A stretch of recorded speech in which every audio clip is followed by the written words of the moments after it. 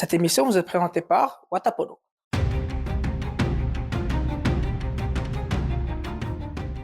Watapono est le développeur de Magical Hellhound Lust, le troisième et tout dernier titre de l'univers Watapono. Combattez la sororité de Succube dans un hack and slash endiablé, incarnez le Mage Bane et découvrez votre véritable nature dans un RPG roguelike rempli d'action. Assouvissez votre vengeance à coups d'épée, de marteau ou de magie, vous combinez toutes ces méthodes pour vous élever comme une nouvelle divinité. Ajoutez Magical Hellhound Lust à votre liste de souhaits sur Steam dès aujourd'hui, sortie prévue pour l'été 2026.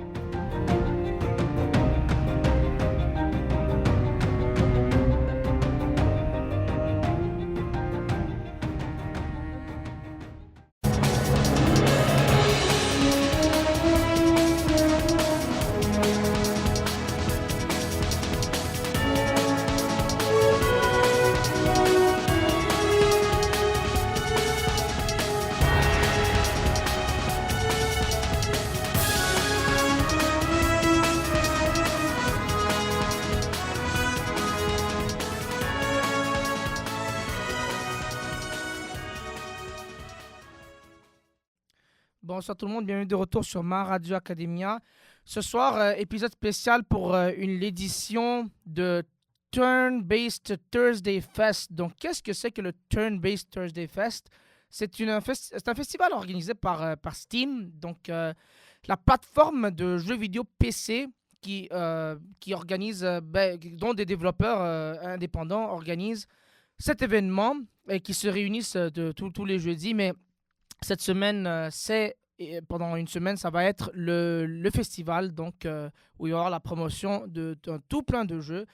Et par rapport à ça, d'ailleurs, j'ai reçu une passe média pour couvrir l'événement. Alors, vous aurez la chance d'entendre les entrevues que j'ai eues avec deux développeurs pendant cette semaine. Et évidemment, vous aurez aussi la chance dans l'avenir d'entendre des revues de quelques jeux que j'ai eu la chance d'avoir, gracieuseté de Oz chez TBTF. J'encourage évidemment tout le monde à aller sur le site, aller sur Steam et aller jeter un coup d'œil sur le TBTF et de penser à s'il y a des jeux auxquels vous serez intéressés. N'hésitez pas évidemment à en acheter et à appuyer ces développeurs indépendants. Évidemment, comme vous le savez, tous les jeux indépendants, ce ne sont pas tous des jeux faits par un développeur ou une petite équipe nécessairement. Il y a certains jeux dont moi, ça fait un moment que j'ai entendu parler et dont j'ai même fait des revues auparavant. Le jeu dont je parle évidemment, le tout premier jeu, c'est Inscription. Inscription, un jeu d'horreur dont j'ai fait une revue il y a plusieurs années. Et personnellement, c'est un jeu que j'ai beaucoup apprécié. C'est un jeu, oui, un jeu de deck builder, un jeu de cartes. Donc, moi, d'habitude, les deck builders, c'est pas ma tasse de thé. En général, quand je vois des cartes, c'est un jugement, évidemment. C'est totalement subjectif, mais je sens un peu la paresse parce que c'est facile de faire des jeux à cartes. Mais Inscription m'a vraiment surpris parce que ce jeu fait donc par Daniel Mullen Games et qui a été édité par Devolver Digital, qui est connu pour faire des éditions quand même de beaucoup de jeux indépendants. Et ce jeu-là m'a complètement époustouflé parce qu'on pense que c'est un simple jeu de cartes au début et que ça va être ça, même si le jeu de cartes en tant que tel est quand même assez amusant. On est complètement nos attentes sont complètement détruites parce que le jeu, dans ses différentes phases, dans ses différentes étapes, part dans des directions complètement inattendues. On a des RPG rétro, on a des RPG à vue de première personne. C'est incroyable. C'est incroyable qu'un jeu comme ça aurait pu être fait, un jeu indépendant de ce genre. Et évidemment, Inscription est un jeu. Si vous êtes dans le domaine et vous en avez sûrement déjà entendu parler, je ne serais pas surpris. Et j'encourage évidemment à tous d'aller y jouer et évidemment de lire ma revue de Inscription qui sera dans la description parce que j'ai beaucoup apprécié ce jeu-là. Et c'est un des premiers jeux, un des seuls quelques jeux dont j'ai fait une revue. Et j'encourage à tous d'y aller jeter un coup d'œil. Un autre jeu également que j'ai beaucoup apprécié, malheureusement que je n'ai pas eu la chance de jouer pleinement, c'est Age of Wonders 4, qui est un jeu genre de 4X. Donc c'est, j'ai oublié c'est quoi les 4X, c'est genre exterminé, j'ai oublié. Mais vous savez c'est quoi un jeu 4X. Euh, Age of Wonders, c'est une franchise de jeux. Ah voilà, maintenant je rappelle, c'est Explore, Expand, Exploit, Exterminate. Donc c'est un peu ça dit un peu le genre de jeu. Donc oui, c'est des jeux RPG, mais si vous pensez à des jeux dans ce genre, Civilization, Stellaris, Crusader Kings, c'est un peu dans le même genre. Age of Wonders, j'ai jamais joué au 4, mais j'ai déjà joué à Age of Wonders 3. Et Age of Wonders 3, c'est un jeu que je pensais, j'avais pas vraiment pensé. C'est un jeu que j'ai eu dans Humble Bundle. Ceux qui connaissent Humble Bundle savent qu'on peut avoir plein de bons jeux pour très peu d'argent là-dessus. On n'en a pas vraiment le choix de jeu, mais il y a beaucoup de bons jeux là-dedans. Slay the Spire, je l'ai déjà. Age of Wonders Inscription, je l'ai eu parce que c'est pour revue. Mais Age of Wonders 3, c'est un jeu que j'avais eu sur Humble Bundle justement. Et j'ai beaucoup, beaucoup apprécié ce jeu-là. J'ai mis des centaines d'heures là-dedans. J'ai j'ai aimé tout l'aspect de, oui, stratégie, combat, mais également tout l'aspect de construction et développement de villes. Et ça, c'est quelque chose que moi j'aime beaucoup. Ça, les jeux de stratégie, les jeux de simulation, les jeux où on peut développer, donc les management sim, comme on appelle ça, les jeux de gestion. Moi, j'ai toujours aimé ce genre de jeu-là. Alors, Age of Wonders, c'est quelque chose qui est parfaitement un peu dans le genre de jeu que moi je joue. Et de ce côté-là, moi j'aimerais bien pouvoir jouer à Age of Wonders 4. Malheureusement, j'ai pas eu la chance d'avoir une CD clé pour ce jeu-là parce qu'il avait déjà été octroyé à un autre journaliste. Mais attendez-vous à avoir des revues de certains jeux pour lesquels j'ai eu des CD clés.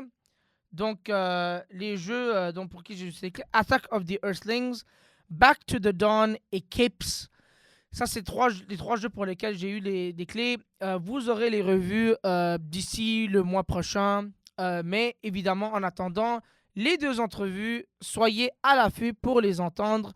Là, donc ce jeudi, donc vous devrez tout de suite après en fait cette intro que je fais pour le Turn-Based Fest, vous aurez l'entrevue que j'ai fait avec Lotfi ou aka Quiet Darkness, qui est le développeur et le PDG de Evira Studios, désolé, qui a fait Rain Tactics. Et le lundi prochain, pour le jour final du Turn-Based Fest, ce qui tombe bien d'ailleurs, vous aurez évidemment à la même heure, comme d'habitude, à 18h, l'entrevue avec Yannick, développeur-chef et PDG de Go Games, qui a fait Blood and Chaos, un autre RPG de tour à tour.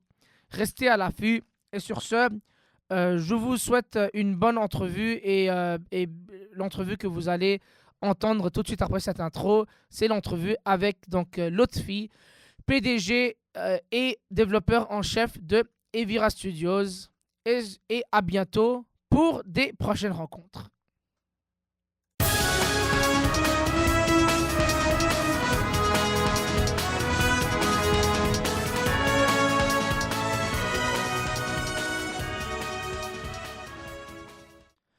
Bonsoir tout le monde, bienvenue de retour sur ma radio Academia.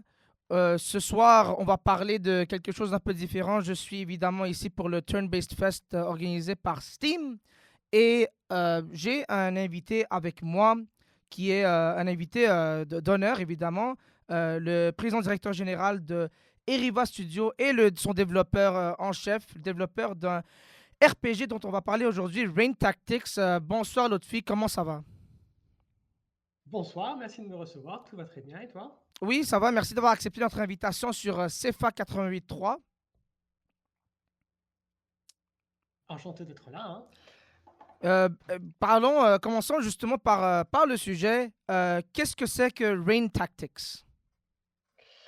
Ben, écoute, Rain Tactics, en fait, c'est un RPG tactique, comme on peut le deviner via son nom, avec des éléments de jeu roguelite qui se situe dans un univers cyberpunk assez sombre. Euh, c'est un jeu où on suit un personnage qui s'appelle Winter, c'est le personnage principal, qui en fait est un dieu invincible et immortel, mais qui cherche à mourir. Et en fait, l'ensemble du jeu tourne autour de cette quête de Winter qui, pour arriver à sa fin, doit traverser une ville tour qui est la cité de Shavana.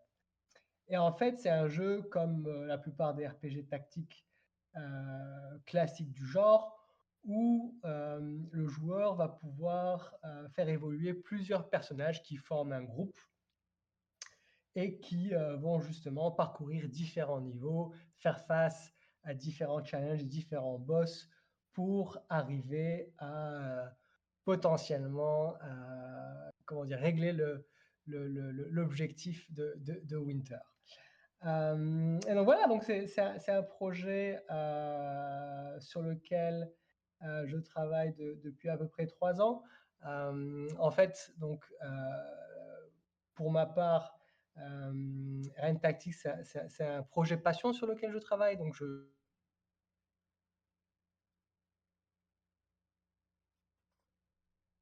notre activité à côté. Et amener ce projet à bout, je suis aidé par toute une série d'artistes, etc., qui m'aident à composer le jeu, grosso modo.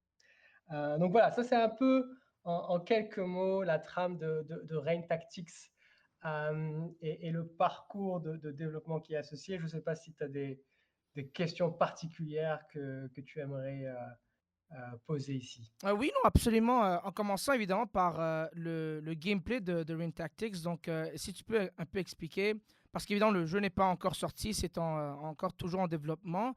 La version alpha, ou est-ce que la version alpha est sortie déjà?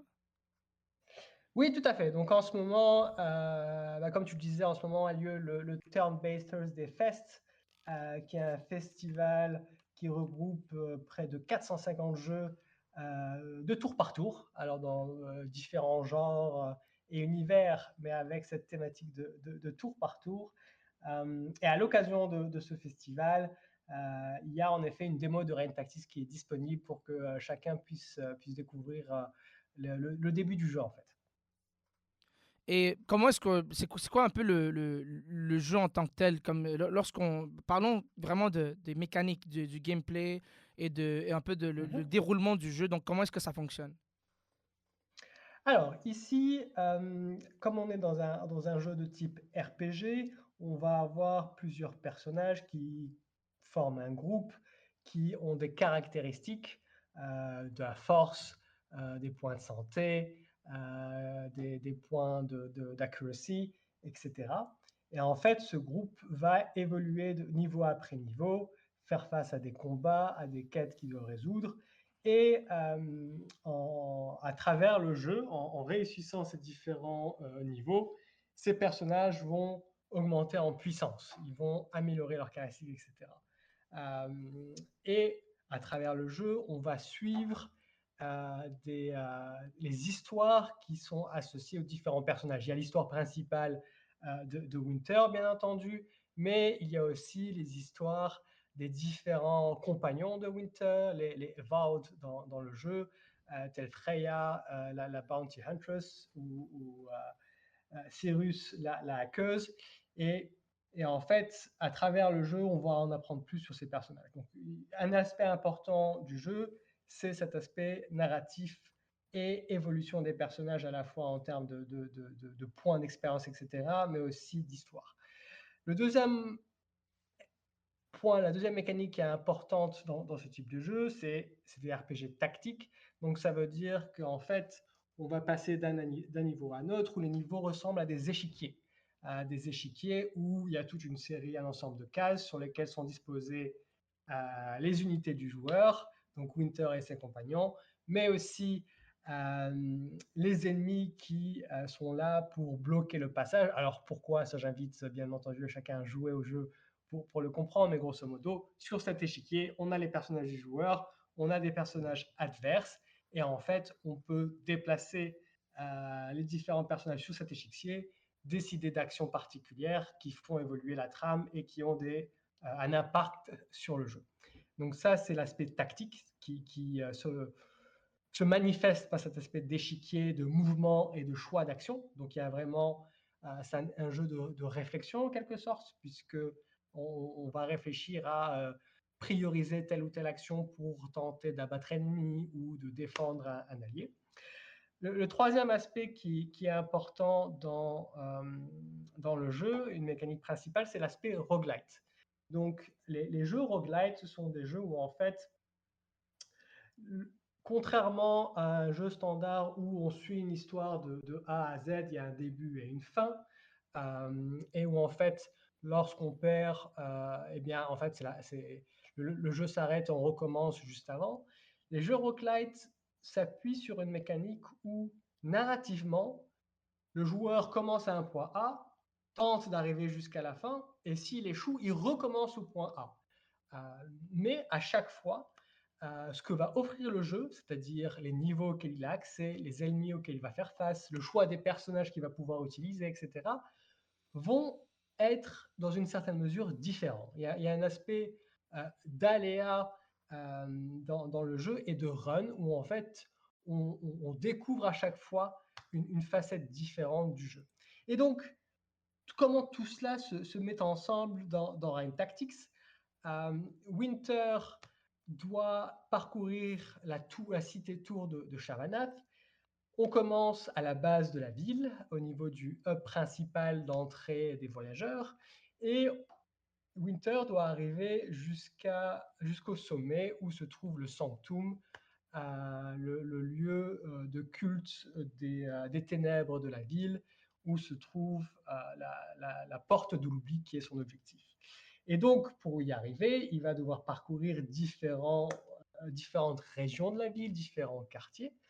Et en fait, à chaque fois qu'on joue, les quartiers qui sont disponibles vont être différents. En fait, c'est comme dans une ville normale où il y a un métro, mais ici, il y a un métro vertical où les différentes lignes changent à chaque fois, où les bonus qu'on pourrait avoir selon le niveau vont changer, là où les ennemis vont changer. Et donc, à chaque fois qu'on joue, on va avoir une expérience qui est différente. Et à chaque fois qu'on joue, on découvre un petit peu plus le monde, on en apprend un petit peu plus sur les personnages, leurs histoires et leurs motivations. Donc voilà, donc ça c'est les trois piliers mécaniques du jeu qui sont le côté RPG, le côté tactique et le côté roguelite. Merci beaucoup pour cette description. Je crois que beaucoup de joueurs, incluant moi, j'ai eu la chance de tester le démo d'ailleurs. Je serais intéressé de voir ce qui se passe dans ce jeu. Et après la pause, on parlera davantage de ce qu'est Evira Studio et de Rain Tactics et évidemment les inspirations, les origines de ce jeu-là et de quels autres jeux est-ce on pourrait comparer Rain Tactics tout de suite après la pause.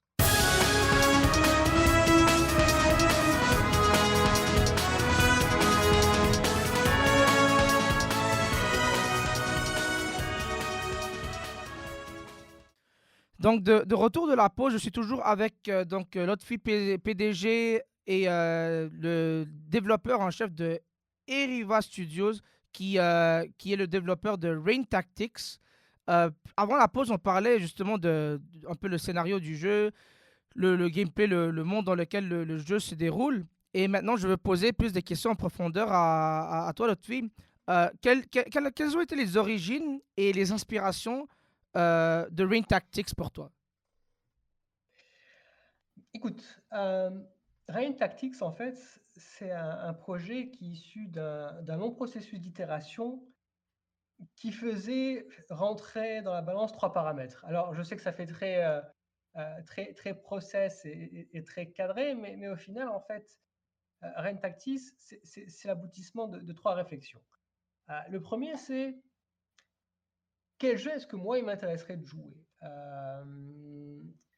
Il y a beaucoup de gens qui conseillent de commencer à faire du développement de jeux vidéo, de faire des petits jeux qui sont faciles, pas très longs et qui ne sont pas forcément des jeux qui nous intéresseraient. Mais au final, dans le monde du développement jeux vidéo indépendant, et notamment quand on fait ça, on va dire, en projet passion, l'important, c'est d'arriver au bout. Et en fait, un petit jeu, ça n'existe pas. Un jeu, c'est un processus de développement et de création qui est très long. Et donc, faire quelque chose qui ne nous intéresse pas en tant que joueur, bah, je trouve que ça crée un problème plus tard dans le processus. Donc, le premier point, c'était voilà, quel jeu est-ce qui m'intéresserait de jouer? Et là, bien évidemment, moi, je suis un grand joueur de RPG, de tactical RPG. Je joue aussi à des roguelites et ce genre de choses. Donc, créer un jeu dans ce genre-là, qui est un genre que je connais, dont je connais les trames, les mécaniques, etc., ben ça faisait sens en quelque sorte. Et l'aspect roguelite vient aussi du fait qu'au moment où je commençais à designer ce jeu, ben, je jouais à pas mal de jeux roguelite, dont Hades, qui m'inspiraient sur justement l'intérêt de suivre une telle mécanique. Le deuxième paramètre dans la balance, en quelque sorte, c'est quel type de jeu est-ce que je me sentais capable de développer. Donc moi, je suis ingénieur aéronautique en fait de formation, je travaille dans la gestion d'entreprise, mais bon voilà, en tant qu'ingénieur, j'ai un background de développement, je sais faire du code. Euh, Quels sont les éléments de développement que je suis capable de maîtriser en termes de direction artistique, en termes de gestion de la logique interne du jeu, etc. Donc tout ça pour dire que faire un jeu qui repose beaucoup sur de la physique, comme un jeu de combat ou un jeu où il y a beaucoup d'éléments qui bougent et qui tombent et qui rebondissent, etc., c'est pas forcément des éléments que moi je maîtrise. Un jeu qui repose sur de la logique, sur du tour par tour, sur des assets qui sont dynamiques, mais avec une partie qui est assez figée, qui donc ne demande pas beaucoup d'optimisation de code et de software, par exemple. Ça, c'était quelque chose que techniquement, je savais que je pouvais faire. Donc, il y avait véritablement cet aspect, qu'est-ce que je suis capable de développer. Et le troisième paramètre, c'est comment avoir un jeu au concept unique, en fait. Un jeu qui capte l'attention. Ça, c'est vraiment un processus itératif où on a plusieurs idées, on teste d'abord soi-même pour voir si on pense que ça va fonctionner, on en discute un peu avec des amis à gauche à droite, on voit s'ils comprennent rapidement ou pas, si ça résonne avec les gens. Et donc, en fait, voilà, RPG tactique, c'était là très, très, très vite. Roguelite, c'était par rapport à une idée de pouvoir distiller une histoire au fur et à mesure qu'on rejoue au jeu. Euh, pourquoi un dieu immortel qui veut mourir? J'avais assez tôt l'idée d'une divinité, mais au départ, c'était dans un univers même plus moderne que cyberpunk, voire même un peu plus fantasy. Mais il y a deux éléments qui ont fait évoluer ma pensée. Euh, la première, et à chaque fois, c'est une histoire de clash, une histoire d'opposition qui crée une tension et donc un intérêt. C'est premièrement parler de divinité dans un monde cyberpunk, c'est pas naturel, c'est quelque chose qui clash et qui du coup suscite l'intérêt. Et j'ai envie de dire, c'est un peu aussi, par exemple, ce que fait Shadowrun. Et là, je ne parle pas du jeu vidéo, mais même de l'univers créé par le RPG sur table, hein, le jeu de rôle sur table, où en fait, c'est un monde cyberpunk, mais qui a été transformé par des dragons, par la transformation de gens en différentes espèces, etc. Donc, il y a quand même des éléments qui ne sont pas très euh, comment dire, qui sortent un peu de l'ordinaire de juste, OK, on est en 200, etc., avec la technologie. Non, il y a quelque chose d'autre qui a eu lieu.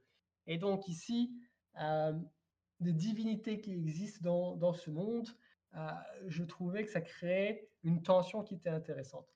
Le deuxième point, au-delà de l'aspect narratif et de l'histoire qui en ressort, juste parler d'un dieu immortel ou invincible qui veut mourir, eh bien, c'est un sujet qui pose interrogation. Pourquoi est-ce qu'il veut mourir? Qu'est-ce qui se passe?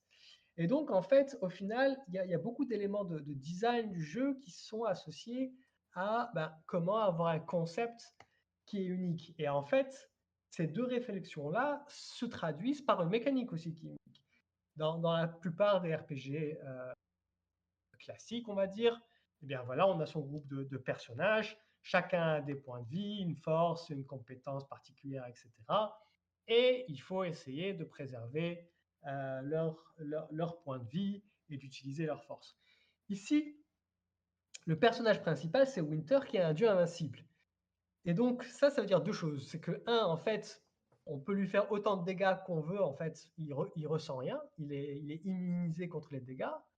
Et deuxièmement, il est très fort et donc il peut one-shotter la plupart des ennemis. Donc, en fait, dans le jeu, on a une carte joker dès le début qui est Winter. On pourrait l'utiliser à tout va pour monter la tour. Mais c'est pas possible parce que plus on utilise Winter, plus il utilise ses pouvoirs, plus il approche en fait de ses limites en termes de self-control. Et s'il perd son contrôle, c'est la catastrophe. Et donc ici, il y a un autre élément de tension et de gameplay qui est Winter va arriver jusqu'au bout de la tour. Les sbires de la maîtresse de Shavanath veulent en empêcher pour des raisons qui lui sont siennes. Winter pourrait juste essayer de dégommer tout le monde, mais s'il fait ça, alors c'est game over. Et donc, il doit se reposer sur ses compagnons. Mais d'un autre côté, ses compagnons sont eux mortels. Si on gère mal, ils peuvent mourir. Et donc, il y a peut-être des situations où on va vouloir utiliser Winter pour sauver la mise. Et donc, ça, c'est un peu le concept unique du jeu qui se traduit aussi en des mécaniques qu'on n'a pas forcément dans d'autres jeux. On n'a pas forcément dans d'autres jeux un personnage qui est en fait invincible, qui peut battre tout le monde, mais qu'on va utiliser comme une ressource à bon escient. Donc voilà, ça c'est un peu l'ensemble du processus en fait qui a amené à la genèse de Rain Tactics et comment des éléments de design sur OK, on veut un concept qui soit unique, qui percute et qui soit facilement explicable, peut aussi se traduire en des mécaniques de jeu qui vont être assez particulières, assez différenciantes. Ça soulève beaucoup de questions chez moi parce que tu es un peu touché, mais ceux qui me connaissent, ceux qui ont déjà écouté l'émission avant, savent que je suis un grand fan de RPG en général, notamment le style cyberpunk. C'est pas un style que je déteste particulièrement. J'aime bien jouer des jeux cyberpunk et je trouve notamment qu'il y a beaucoup de euh, c'est possible de faire beaucoup d'histoires très diverses et très intéressantes à partir de ça. Là, tant qu'on tombe pas un peu dans les clichés un peu paresseux que je vais soulever dans un moment. Mais d'abord, je voulais poser la question à l'autre fille. Il y a beaucoup de RPG cyberpunk. Tu as parlé de Shadowrun, oui, le jeu de table, mais moi je pensais à la trilogie Shadowrun évidemment. Keylocker, Into the Great, ça c'est un peu les trois qui m'étaient venus en tête auxquels moi j'ai joué. À part le fait que justement le personnage de Winter est une sorte de carte qu'on peut jouer, un joker, comme on dit, qu'on peut jouer. À part ce fait-là, qu'est-ce qui distingue mécaniquement et thématiquement Ring Tactics des autres jeux qui sont connus dans le genre, c'est-à-dire des RPG cyberpunk indie même, on peut dire, comme Keylocker, Into the Great, Shadowrun? Bah, il y a quand même pas mal d'aspects. Alors déjà, il n'y a pas tant de jeux RPG cyberpunk, hein. Il y en a bien sûr, mais si on compare à... Enfin, si on regardait l'ensemble des jeux RPG, etc., la majorité, l'écrasante majorité, ça reste quand même des jeux de fantasy. Donc, il n'y a pas tellement de jeux. Et notamment quand on commence à faire à Shadowrun, Shadowrun, c'est un jeu, alors c'est une légende, mais qui n'est plus tout jeune, par exemple. Donc, si on regarde le nombre de sorties annuelles de jeux cyberpunk et notamment RPG, il n'y en a pas tant que ça. Maintenant, en termes de différenciation, Into the Green, par exemple, en termes de mécanique, ça se joue avec des cartes. C'est-à-dire qu'on évolue dans une map, on choisit un challenge, et ici, on va avoir des capacités qu'on utilise avec une carte. On n'a pas forcément une série d'unités qu'on va déplacer qui sont séparées. Shadowrun, on est sur un jeu RPG plus classique, c'est-à-dire avec des personnages déjà qu'on va créer nous-mêmes, le personnage principal de Shadowrun créé, ce qui permet une customisation, mais aussi qui enlève un aspect narratif, parce que l'histoire de Shadowrun, au final, elle est plus sur ce qui se passe autour, et elle est très centrée sur la dichotomie du monde, corpo contre slums, contre les sans-cimes et les mercenaires qui évoluent dans le Darknet.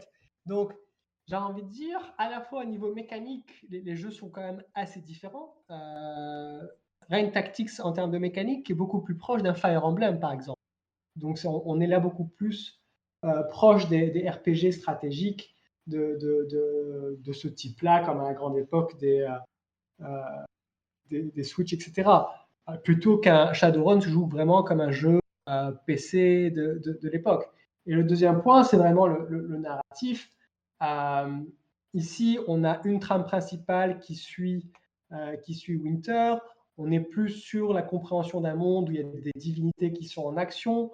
On est sur sur des réflexions sur le sens de la vie, sur l'idée de sacrifice, qui sont des éléments qu'on ne retrouve pas forcément dans ces jeux-là. Donc voilà, il y a une différence à la fois dans les mécaniques, parce que ça ne se joue pas forcément de la même façon, sur l'histoire, et au final sur le fait que, par exemple, Rain Tactics est un roguelite qui a ses codes aussi. Shadowrun, c'est un jeu à histoire où on va jouer des quêtes annexes, par exemple, ce qui est très différent. Évidemment, moi je suis quelqu'un qui est très qui porte beaucoup d'attention sur les mécaniques et il y en a beaucoup il y a plusieurs joueurs d'ailleurs de RPG pour qui seules les mécaniques importent et vraiment le scénario est secondaire mais pas pour moi. Moi je trouve que le scénario c'est quelque chose qui est extrêmement important pour le jeu et j'ai toujours pensé, eu cette espèce d'adage que le scénario et la création d'un créateur en dit beaucoup sur son créateur. Et de ce point de vue-là, j'étais très curieux et attiré par le message et un peu toute la prémisse de Rain Tactics. Et je voulais poser la question de pourquoi avoir choisi un dieu immortel comme protagoniste, mais pas simplement au niveau de surface, parce que je suis quelqu'un qui connaît quand même très bien ce cliché, si je puis le dire, un trope, comme on dit en anglais, d'avoir un personnage qui est immortel et qui veut mourir parce que ben, il a une fatigue existentielle, il en a assez de voir tous ses amis mourir et de vivre tout seul, il se sent seul, il tombe en dépression, il a comme toutes ces séquelles psychiques, etc. Et moi, justement, je voulais savoir pour vous, pourquoi avoir choisi d'avoir créé Winter, d'où vous est venue l'idée de créer Winter à Evira Studios.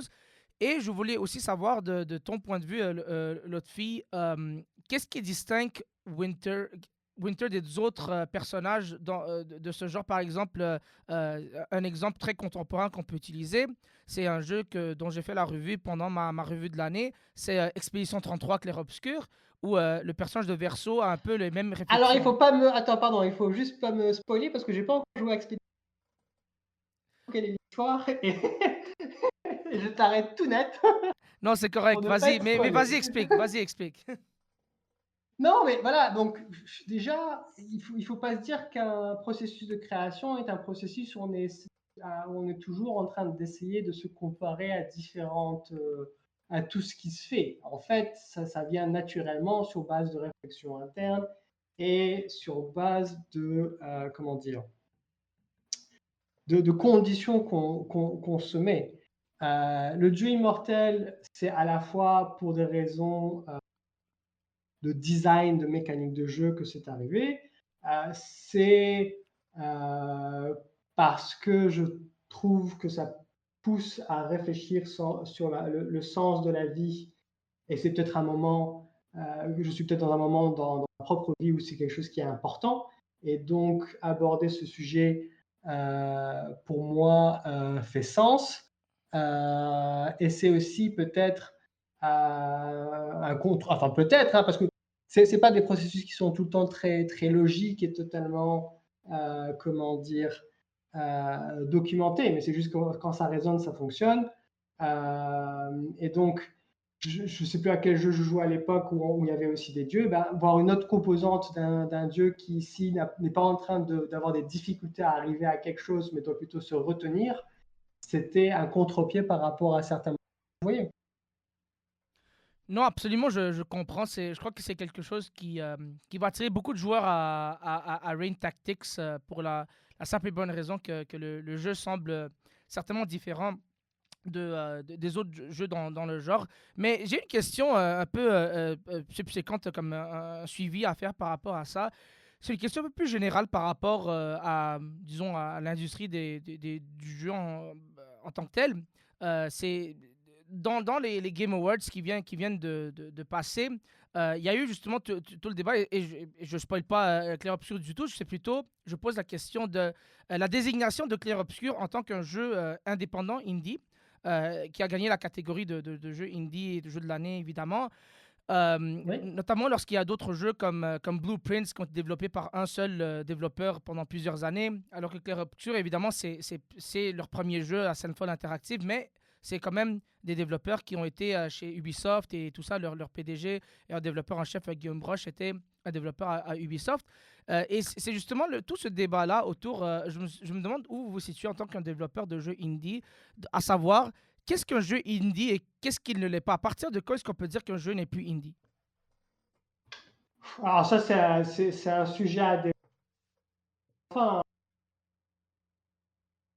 qui sont sur Twitter. Il y a de temps en temps, à chaque fois, un cycle de débat qui naît par rapport à ça. Je pense que chacun a sa définition. Pour certains, un jeu indépendant est un jeu qui ne reçoit pas de financement d'un publisher externe, par exemple. Donc, est-ce que c'est vraiment ça? Euh, Moi, enfin, ma conception, c'est que tant que c'est une équipe qui ne fait pas partie d'un groupe qui a des centaines de millions d'euros de financement, alors ben, c'est une petite société, une petite structure qui, qui peut très bien se faire appeler comme indépendant. Je fais un peu le parallèle à des startups. Pour moi, un indé, c'est comme une startup à la base, en fait. C'est une structure qui s'est lancée il n'y a pas très longtemps, qui n'a pas énormément de ressources, mais ça ne veut pas dire qu'elle n'est pas capable de lever des fonds, qu'elle n'a pas forcément de soutien de certaines industries, que ce n'est pas forcément des gens qui sont compétents et expérimentés.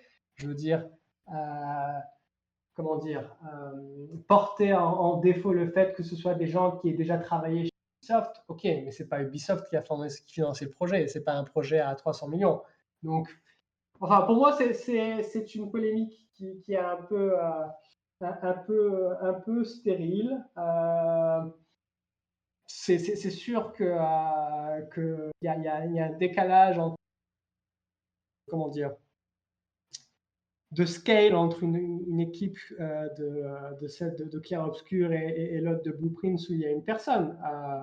J'ai envie de dire, c'est d'autant plus exceptionnel pour le succès qu'a pu obtenir Blueprints. Et c'est super.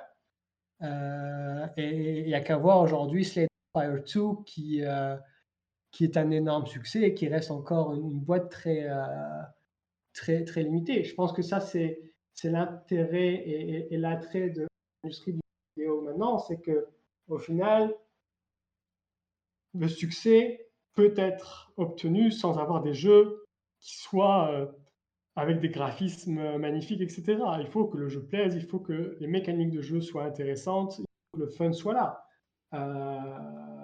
Et c'est ça qui est l'essentiel. Si 3 personnes ensemble arrivent à le faire, tant mieux. S'il en faut 30 et 5 millions d'euros, eh bien, très bien. Et il y a des jeux qui coûtent 300 millions d'euros. Je veux dire, il n'y a personne qui est en train de se plaindre sur GTA 6 qui va arriver.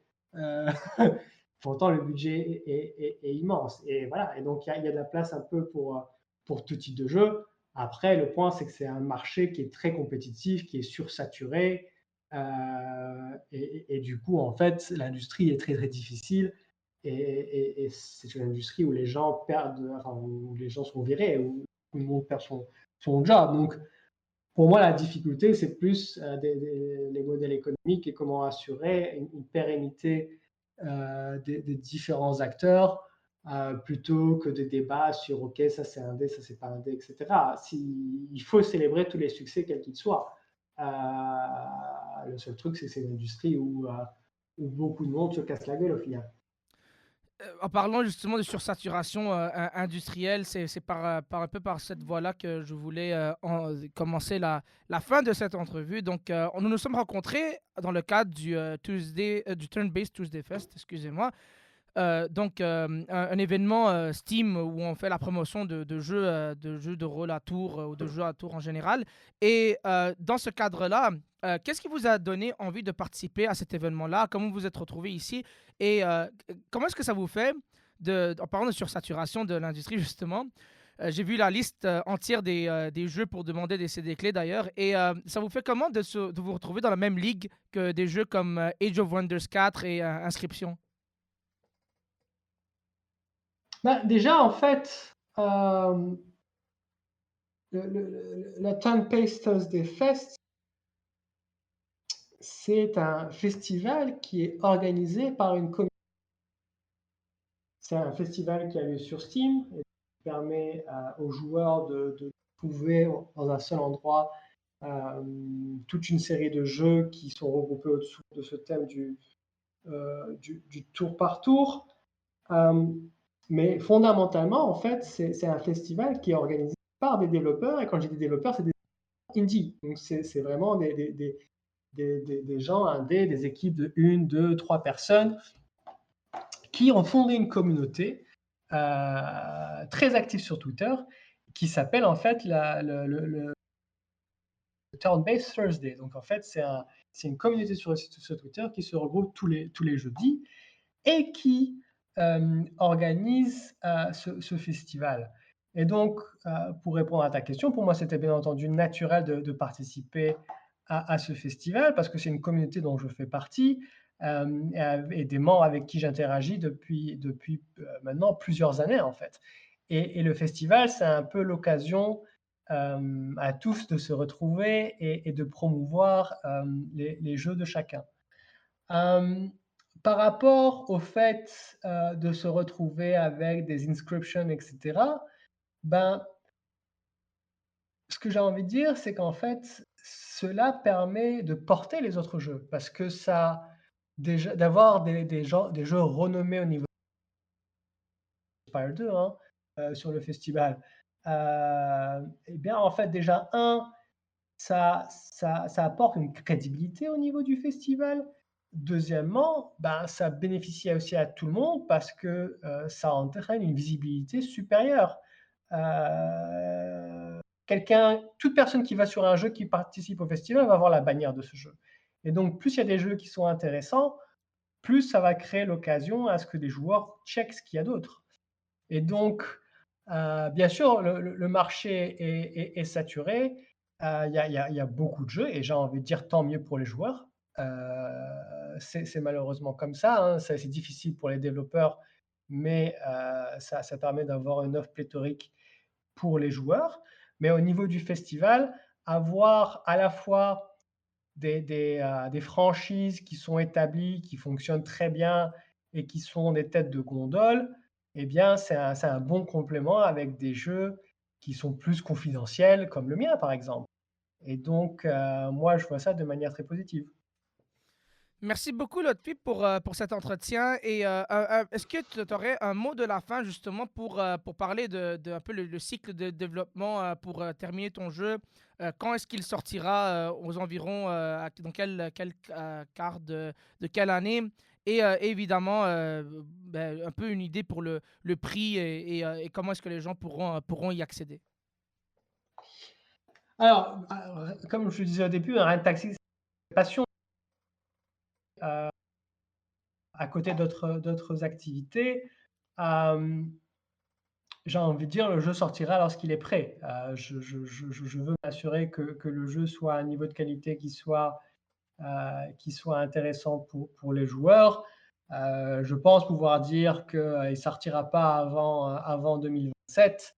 Après, je n'ai pas forcément envie de m'avancer plus parce que voilà, je veux me donner le temps pour le faire et je trouve que bon voilà, on n'est pas soyons clairs, on n'est pas une grosse, c'est pas une grosse franchise d'attendre à tel etc. Les gens qui soutiennent Rain Tactics, c'est des gens qui savent que c'est un jeu indé, qui voient le développement d'un bon œil et qui seront là pour l'aider quand il sera dehors, quand il sera sorti.